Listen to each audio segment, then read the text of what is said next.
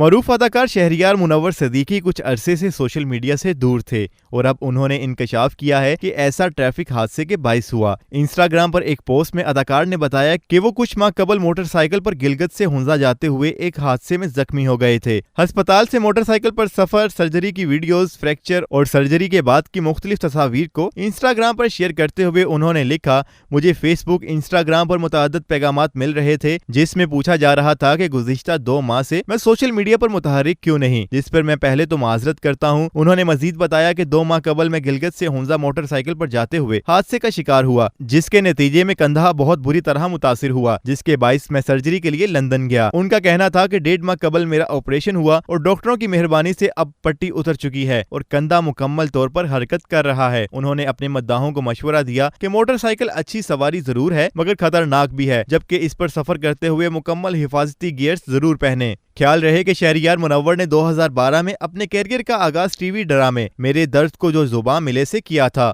जिसके बाद वो तन्हाइयां, नए सिलसिले, कहीं अनकहीं और जिंदगी गुलजार है जैसे ड्रामों में भी जलवागर हुए। शहरियार मुनव्वर के हादसे के बाद सर्जरी कराने के इंकशाफ के हवाले से आप क्या राय रखते हैं, हमें बताएं कमेंट सेक्शन में। और अगर आपने अभी तक हमारा चैनल सब्सक्राइब नहीं किया तो अभी सब्सक्राइब करें और बेल आइकन पर लाजमी क्लिक करें ताकि इंटरटेनमेंट से मुतालिक तमाम वीडियोस आपको बर वक्त मौसूल हो सकें।